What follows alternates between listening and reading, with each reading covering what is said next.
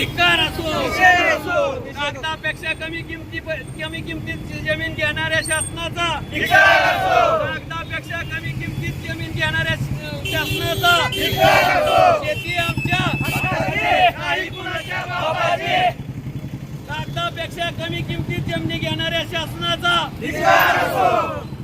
शेतकरी संघटनेचा विजय असो, सुरत चेन्नईच्या शेतकऱ्यांचा विजय असो. अरे शेती आमच्या हक्काची नाही कुणाच्या बापाची, शेती आमच्या हक्काची नाही कुणाच्या बापाची. ग्रीनफील्ड हायवे शेतकरी संघटनेचा विजय असो. सुरत चेन्नई शेतकऱ्यांच्या वतीनं संघटनेच्या वतीनं आज जिल्हाधिकारी कार्यालय धाराशिव येथे सर्व शेतकऱ्यांच्या समवेत आज आम्ही जी शेतकऱ्यांच्या जीवनाची होळी केली असे ह्या नोटिशीची सर्व शेतकऱ्यांनी मिळून नोटिशीची होळी केलेली आहे. खऱ्या अर्थानं नोटिशीची होळी म्हणजे शेतकऱ्यांना जे आज कागदाच्या किमतीपेक्षाही जमिनीला कमी भाव दिला आहे, तर अशा जमिनीच्या जी नोटीस आल्या होत्या आम्ही भूसंपादन केलं आहे त्या नोटिशीची होळी आज जिल्हाधिकारी कार्यालयासमोर केलेली आहे. सातत्यानं 2020 पासून हा लढा चालू होता. ह्या लढ्यामध्ये वेळोवेळी शेतकऱ्यांनी कायदेशीरपणे प्रत्येक नवीन कायद्याच्या अधिसूचनेनुसार प्रत्येक कायद्याच्या पॉईंटनुसार प्रत्येक ह्याच्यावरती शेतकऱ्यांनी आक्षेप घेतलेले आहेत. शेतकऱ्यांच्या प्रामुख्याने जमिनी जी बागायत असणाऱ्या जमिनीला आज हंगामी बागायत जिरायत जमिनी दाखवून शेतकऱ्याच्या जमिनीचे जी मावेजा आहे तो हा 50% आलेला आहे.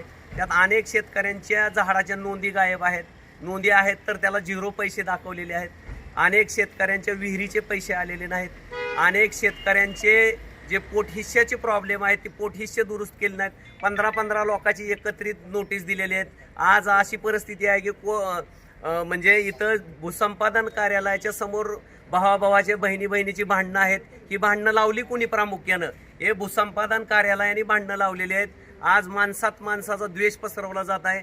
अनेक वेळेस भूसंपादन कार्यालयाला शेतकऱ्यांनी अर्ज दिले की बाबा नो आमच्या जमिनीचे पोटहिस्से करा, आमचे वेळोवेळी आम्ही दाखल केलेल्या तक्रारीचं पालन करा.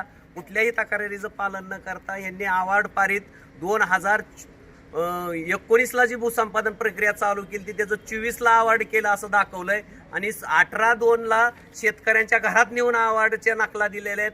ही म्हणजे काय की हुकुमशाहीच्या वरचा प्रकार झाला. या भारतामध्ये लोकशाही आहे की नाही असे आज शेतकरी हवालदिल झालेले आहेत. 2024चे अवॉर्ड 2026ला दिलेले आहेत. म्हणजे दोन वर्षे 1 महिना उशिराने अवॉर्ड दिलेले आहेत. ह्या सगळ्या ह्याच्यावर शेतकरी व्यथित होऊन आज शेतकरी हसावं का रडावं काही मूर्खपणाचं लक्ष नाही. नेमकं काय या देशामध्ये कायदा सुव्यवस्था आहे की नाही या सर्वावर शेतकरी हवालदिल होऊन शेतकऱ्यांनी आज चिडून ज्यांच्या शेतामध्ये 650 द्राक्षाची झाडं आहेत असेही शेतकरी इथं उपलब्ध आहेत.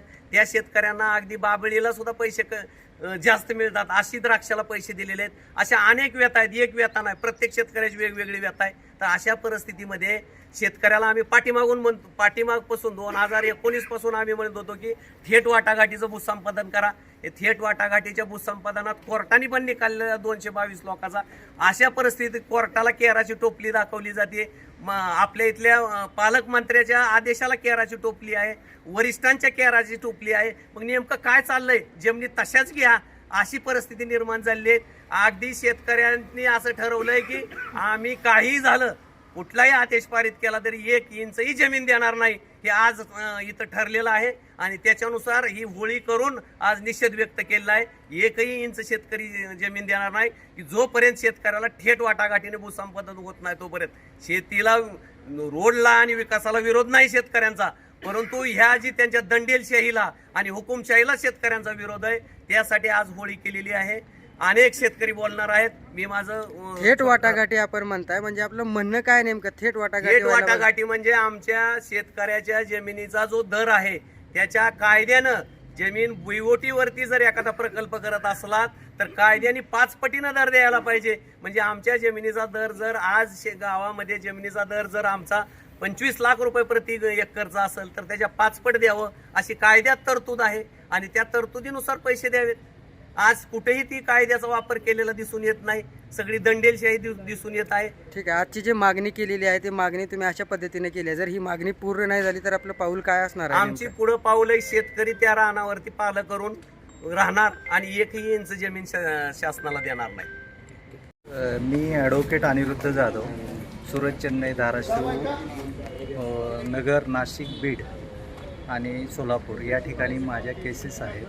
याच्यामध्ये जवळपास 750 शेतकरी आहेत. यांचं महत्त्वाचं म्हणजे की NHI नॅशनल हायवे ॲक्टप्रमाणे जे मूल्यांकन होणं अपेक्षित होतं, परंतु त्यांनी शेतकऱ्यांना प्रोजेक्टपेक्षा जास्त पैसे जातात. म्हणून आपली जी भूसंपादन जी यंत्रणा आहे, जिल्ह्याची जी कमिटी आहे, यांच्याकडे कमी मूल्यांकन दाखवून, कमी मूल्यांकन म्हणजे कसं की जमिनीचं जिरायत बागायत आणि हंगामी बागायत आणि बारमाही बागायत त्यापैकी सर्व जमिनी हे जिरायत दाखवले आहेत. मग यावरती आम्ही 2 वर्षापूर्वी म्हणजे रिट पिटिशन औरंगाबाद उच्च न्यायालयामध्ये दाखल केल्या होत्या.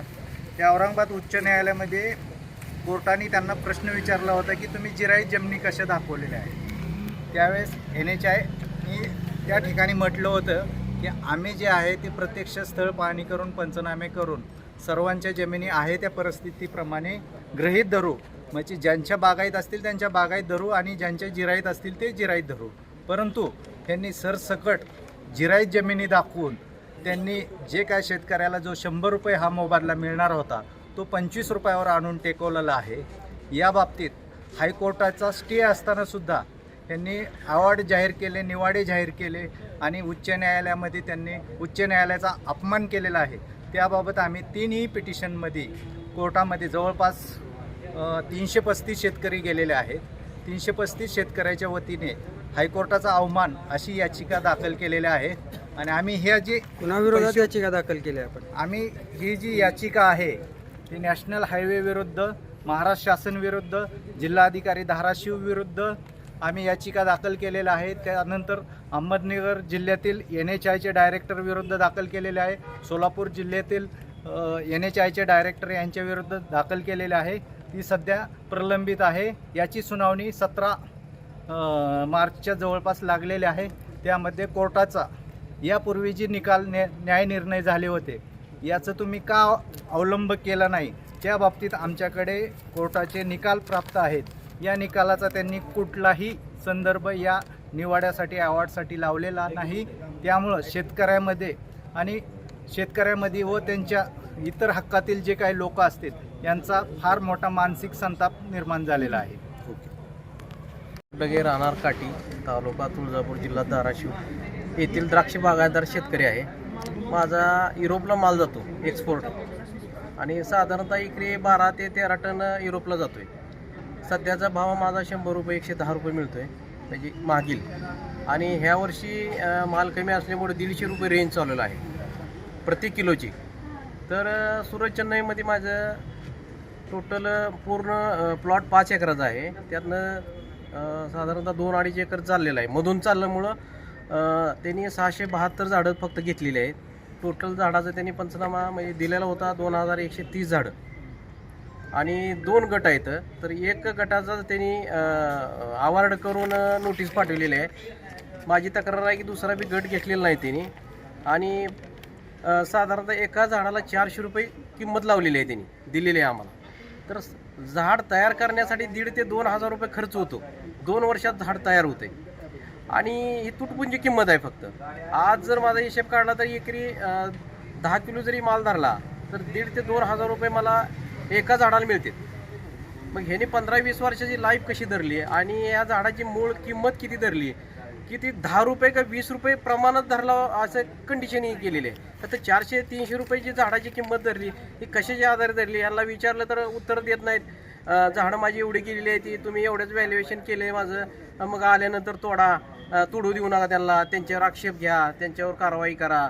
जेवढी झाडं तुमच्याकडे गेलेली आहे ती तेवढ्याच झाडाचं तुम्ही तोडू द्या अशा पद्धतीने उत्तर देत आहेत. माझं व्हॅल्युएशन कशा पद्धतीने केलं, कसं केलं दाखवा म्हणलं तर दाखवायला तयार नाहीत.